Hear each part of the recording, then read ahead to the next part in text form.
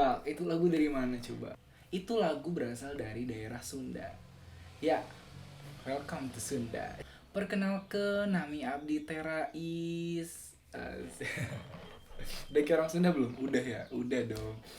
Jadi di sini Rais bakalan ngebahas tentang kebiasaan-kebiasaan atau fakta-fakta dan ciri khas dari orang Sunda itu sendiri. Sebenarnya Rais itu bukan dari daerah Sunda, bukan asal Sunda, bukan. Rais keturunan dari orang Jawa, tapi lingkungannya itu dari daerah Sunda. Papa Rais orang Jawa, Mama Rais orang Jawa, Abang Rais orang Jawa, tapi lingkungannya itu lingkungan orang Sunda. Dan kebetulan Rais salah satu anak yang memang lahirnya di daerah Serang, Banten. Jadi Rais itu berasal dari Serang, Banten, teman-teman. Jadi ya udah, itu Sunda banget. Rais itu nggak bisa bahasa Sunda, Rais juga nggak bisa bahasa Jawa. Rais cuma bisa bahasa Indonesia yang baik dan benar. Ngomongnya bahasa Indonesia aja ya. Bahasa Sundanya ya sedikit-sedikit, seketik-seketik ya. Ya kayak gitu. Jadi sebelumnya ini adalah salah satu tugas dari filsafat dan etika komunikasi, di mana itu adalah sebuah mata kuliah di semester 7. Jadi buat kalian yang penasaran, check this out. Nah, selanjutnya Rais bakalan ngebahas tentang tingkatan. Nah, jadi dalam bahasa Sunda itu tingkatannya ada 3. Yang pertama ada Sunda yang halus pisan, ada yang Sunda biasa atau normal-normal aja, dan ada yang Sundanya itu kasar banget. Jadi buat kalian harus hati-hati nih sama orang Sunda kalau misalnya ketika pengen berbicara sama orang lain. Kayak misal orang itu adalah orang tua, jadi kita harus menggunakan bahasa yang santun banget, yang sopan banget. Jadi kita harus yang menggunakan tingkatan yang halus. Tapi kalau misalnya kita sebaya, ya bisa juga pakai bahasa yang normal ataupun bisa juga pakai bahasa yang kasar. Tapi yang kasar tidak disarankan. Nah, yang disarankan itu yang normal dan yang halus aja. Nah, karena orang Sunda itu mengedepankan filosofi yang dia ucapkan, yaitu nah, itu filosofinya, yang artinya dia itu harus sopan, harus tingkah lakunya itu harus baik, harus tata keramanya dijaga, pokoknya mengedepankan attitude. Jadi dimana kita harus benar-benar merangkul, menjaga, menghargai terhadap sesama. Jadi seperti itulah orang Sunda. Contoh juga kayak misal, oke, kita ngomong sama yang lebih tua nih, misal kita ngomong mau nanya mau kemana Pak Bu, kita harus ngomong badai kemana Pak Bu, misalnya begitu. Kalau orang yang normal itu kita bisa contohnya kayak rek kamana gitu. Jadi kayak bahasanya itu bener-bener ada kosakatanya tersendiri kayak gitu. Terus juga kalau orang Sunda itu biasanya ngomong ayah ibu itu bukan ayah ibu tapi abah sama emak biasanya. Dan kalau kakak sebaya itu akang sama teteh. Nah itu jadi kayak beda banget. Jadi udah ketahuan simbol-simbolnya itu, ya itulah orang Sunda itu udah ketahuan. Kalau misalnya oh ini Sunda nih kayak gitu. Nah orang Sunda itu dikenal juga katanya murah senyum. Jadi orang Sunda itu senyumnya tuh halus pisan, halus pisan orang Sunda itu. Terus juga orang Sunda itu dikenal lucu dan harmonis. Banyak kan kayak pelawak-pelawak itu berasal dari daerah Sunda karena memang orangnya itu harmonis dan lucu. Sejuksnya itu receh banget orang Sunda itu. Jadi sesama orang yang ngerti pasti dia nggak saling menghargai satu sama lain. Kalau misal oh nih gue waktunya lelucon, nah itu pasti dihargain. Jadi terkesannya lucu gitu. Fakta selanjutnya, orang Sunda itu kalau kalian perhatiin ya nggak bisa ngomong F. Bayangin, iya bener, percaya deh. Orang Sunda itu nggak bisa ngomong F tapi diganti sama huruf P. Jadi dia tuh kepleset F sama P-nya, kayak misalnya Facebook gitu misalnya. Jadinya Facebook. Terus kayak misalnya fitnah jadinya fitnah gitu. Pokoknya semua apa yang ada huruf F-nya pasti orang Sunda itu ngebacanya huruf P. Nah, itu udah orang-orang tuh udah tahu kalau misalnya itu simbol dari orang Sunda. Nggak bisa ngomong F tapi digantinya dengan huruf P. Fakta selanjutnya, orang Sunda itu kalau logatnya nih dia ngomongnya tuh bergelombang. Kayak misalnya contoh mani gelis pisan nah itu kan kayak ada logat-logat yang nadanya itu tonnya itu naik turun gitu kan. Nah, itu orang Sunda banget tuh. ele manika sepisan nah itu kayak orang Sunda banget, itu udah pasti ketahuan kalau misalnya itu simbol orang Sunda. Nah, orang Sunda itu biasanya menggunakan kata imbuhan di belakang kalimatnya ketika dia berbicara tuh menggunakan kata mah, atuh, da. Nah, itu orang Sunda tuh kan. Kalau misalnya orang Bali tuh je, gitu kan. Kalau orang Malang tuh iyo ah. Nah, itu a kan belakangnya. Nah, itu kalau orang Blitar peh. Nah, orang Sunda itu biasanya mah, da, atuh. Nah, itu orang Sunda banget tuh. Hai, sok atuh gitu kan.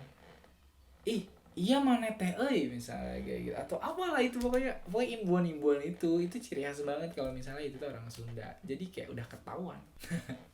Nih kalian coba perhatiin, nah biasanya kalau orang Sunda itu dia itu punya nama tuh yang unik gitu loh, pasti namanya tuh kayak Asep, Eis. Misal kalau misalnya namanya tuh kayak nama panjangnya kayak Asep Surasep, Eis Suherlis, Dede Sunade, woi itu pokoknya namanya itu kayak masih ada penggalan yang diambil dari itunya. Jadi nama sebelumnya itu pokoknya Sunda banget tuh. Nah, faktor selanjutnya, orang Sunda itu dikenal lidahnya itu suka makanan pedas. Dia itu suka lalapan orang Sunda itu. Jadi kayak kalau yang cabenya nih lomboknya itu banyak, itu orang Sunda tuh. Pokoknya lidahnya itu harus pedas gitu, nggak bisa manis. Kan kalau orang Jawa kan manis-manis, orang Jogja manis-manis gitu kan, suka makanannya ya maksudnya. Nah, kalau orang Sunda itu kayak pedes, pokoknya harus yang gitu kan. Makanya ciri khasnya tuh seblak. Tahu seblak kan ya, tuh Sunda banget tuh. Nah, selanjutnya orang Sunda itu biasanya kayak nggak bisa marah sebenarnya. Jadi nggak bisa ngebedain gitu loh, mana yang marah, mana yang enggak tuh nggak bisa bedain kan. Kayak misal ada suku, kalau misalnya marah tuh kan intonasinya kencang atau intonasinya kayak gitu. Nah, kalau orang Sunda tuh nggak bisa yang kayak digentak gitu, nggak bisa. Pokoknya marahnya tuh halus pisan biasanya, kalau nggak dari kata-kata doang. Nah, itu udah menjadi ciri khas orang Sunda banget sih, simbol orang Sunda banget. Nah, selanjutnya orang Sunda itu dikenal gelis-gelis sama kasep-kasep. Gelis itu cantik, kasep itu ganteng. Coba perhatiin deh orang Sunda, kayak orang Bandung, orang Majalengka, Ciamis. Pokoknya yang suhunya tuh dingin-dingin, tempatnya tuh di perbukitan yang atas, itu pasti dia ganteng sama cantik. Bersih-bersih, terus putih-putih. Pokoknya terawat dah tubuhnya itu, karena mungkin airnya juga dingin, jadinya kayak emang bener-bener mantap pokoknya. Nah, coba ya kalian perhatiin nih, artis-artis di Indonesia mana coba yang orang Sunda, cari yang kasep sama yang gelis. Kalau yang gelis nih, yang cewek-cewek nih, itu ada Raisa, ada Isyana Saraswati, Syahrini, ada Laudia Cynthia Bella, ada Jara JKT48. Nah, itu kan kelihatan tuh mukanya itu kayak produk-produk unggul gitu. Terus kalau yang KSP itu ada Hamis Daud, ada Adipati Dolken, ada Raffi Ahmad, ada Arman Maulana. Itu kan kayak kelihatan gitu loh. Mukanya itu muka-muka Sunda banget, udah ketara. Ini simbolnya nih simbol orang Sunda nih begini gitu. Reis bakalan ngasih contoh nih bahasa-bahasa atau kosakata Sunda itu yang banyak banget kosakata orang Sunda itu. Sampai-sampai bahasa Sunda itu masuk mata pelajaran waktu SD. Kelas 1 sampai kelas 6 itu ada bahasa Sunda. Jadi kita wajib belajar, karena saking pengen melestarikannya salah satu budaya atau salah satu suku yang berasal dari Indonesia merdeka. Suku Sunda. Jadi kita harus belajar. Nah, banyak banget kosakata yang memang orang Sunda banget gitu. Kayak misal punten, hatur nuhun, kumaha damang, kumaha damang gitu. Gelis pisan, kasep pisan, aya wae, tong hilapnya, kunaon, kunaon, bade kamana, arek kamana, naon, cicing, kalem weh, kalem weh, kamari, gele. Nah, itu tadi sepenggalan kosakata yang biasanya dipakai buat orang Sunda. Segitu aja dulu. Fak fakta, ciri khas, dan karakteristik dari orang Sunda. Sekian, hatur nuhun sadayana. Bye-bye. Sebenarnya kalau dikaitkan sama prinsip-prinsip simiologi itu kan dia alat untuk mengungkapkan suatu simbol atau tanda. Nah itu udah ketahuan banget itu kalau misalnya yang sudah tadi disebutin banyak dan heboh itu adalah simbol-simbol dan tanda-tanda orang Sunda. Jadi orang ketika diungkapkan seperti itu udah tahu banget kalau misalnya itu berasal dari suku Sunda nih, berasal dari daerah yang sekiranya lingkungannya itu orang Sunda, jadi kayak kebawa gitu euforianya. Nah ketika ada eksistensinya oleh masyarakat, itu pun masyarakat menerima itu dalam apa, dalam artian apa sih menerimanya, ya kayak misal A ini ngomong bahasa Sunda dan B ini menyaut dengan memberi feedback. Nah itu berarti kan diterima gitu loh, obrolan dia, omongan dia itu diterima dan dipahami oleh lawan bicaranya. Tapi ketika si A ngomong dengan B, yang B nggak bisa ngebalas, artinya kan yang B nggak ngerti dan nggak paham, jadi tidak ada feedback. Maka dari itu tidak ada komunikasi yang baik.